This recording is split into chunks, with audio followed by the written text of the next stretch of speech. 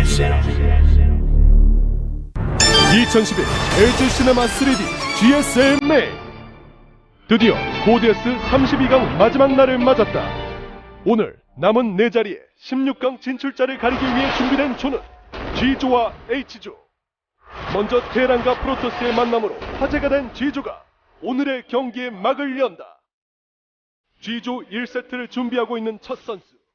드디어 본 모습을 보이는가? 그동안 숨겨두었던 자신의 진가를 발휘하고 있는 막강 프로토스. 2011 GSL 마치 4강, 2011 월드 챔피언십 8강, 최근 10세트 성적 4승 6패, 애니프로 프라임 웨이 이정환. 상대하게 될 선수는 반짝반짝 빛나는 신의 선수. 만만하게 보지 마라. 그에게는 숨겨둔 바늘이 있으니. 짜임새 있는 운영으로 모든 전장을 휩쓸 당찬 포부로 맞선다. 2011 GSL 마치 코드A 8강, 그리고 코드S 진출의 쾌거를 거둔 젊은 피. 최근 10세트 성적 5승 5패, 스타테일 바이러스 박준영. 애니프로와 바이러스의 모든 것을 건 단판 승부. 그들을 기다리고 있는 맵은 바로 탈다림 재단. 상대 종족전 승률은 박준영이 약간 앞선 상태. 하지만 기록은 3전이 전부. 경기가 시작되기 전에는 그 끝을 알 수 없다. 치솟는 기세의 이정환, 무서운 성장세의 박준영. 과연 오늘의 첫 승리를 장식하게 될 선수는 누가 될지. 이정환 대 박준영, 박준영 대 이정환. 두 선수의 1세트 경기가 지금 시작된다. 애니프로 프라임 웨이 vs Startail Virus. And we're off. Welcome to the GSL. And we're going to get right into this game over here in the upper right. One of the best Protosses in Korea. But this group, very tough to predict who's going to get out of it.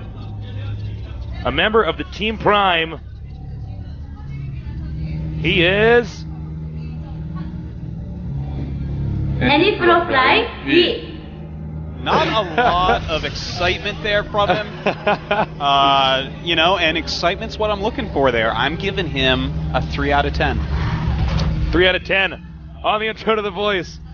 All right, moving on now. Down here in the bottom right in the blue. 스타테일 바이러스.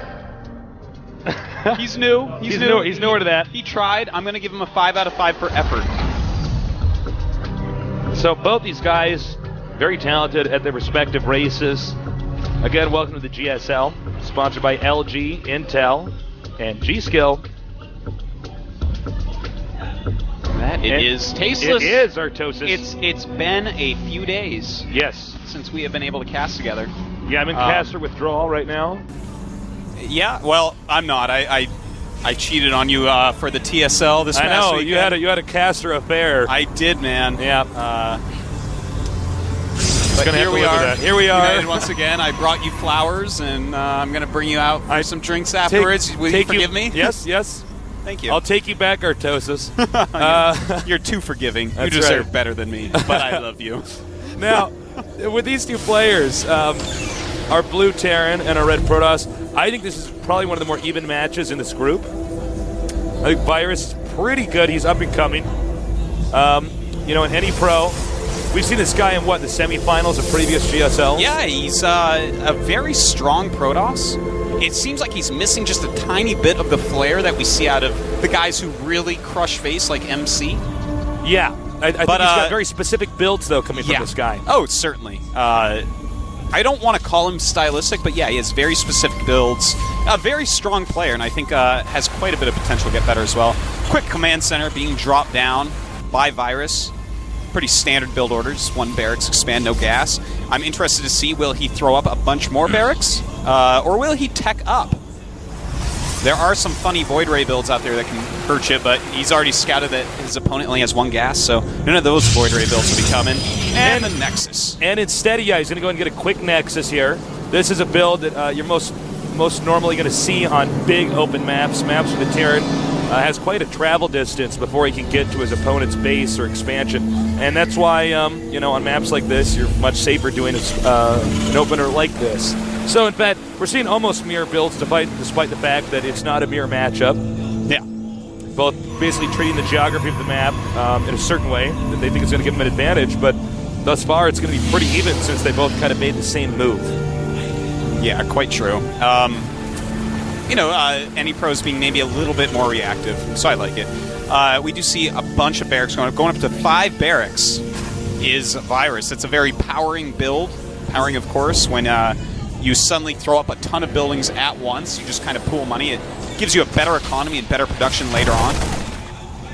We notice a little bit of micro going on there, just trying to see how many units his opponent has. And back at AnyPro's base, do notice there are 2 more gateways going up. That's kind of what you have to do against one barracks expand, because a lot of people do power into a ton of barracks and get a ton of Marines and go pressure you. So if you don't have at least 3 gateways pumping units, a little Marine attack can come over and do a lot of damage. Yeah, absolutely. Now, there's not just one way to do a fast expansion build for either of these races. In fact, there's so many different ways to go from here. It's going to be a little bit tough to predict. It does look like Terran is, in this case, going to power pretty hardcore. He might even follow this up with a mid-game rush. We'll see. I actually love the way that Virus is playing this, man. He still hasn't got any gases. He is just getting the absolute most out of his minerals. Do you think it's possible we're going to see a mass Marine SCV rush? Is that actually good? That is possible. I don't think it would be unreasonable. You got 2 orbitals. Yeah. You could actually send all your SCVs and Marines. It's not the best thing to do, maybe, but it's something. Well, against someone that has expanded this quickly, maybe that will work out.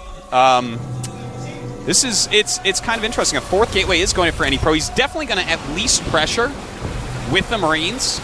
So we'll have to see how much damage he can actually get done.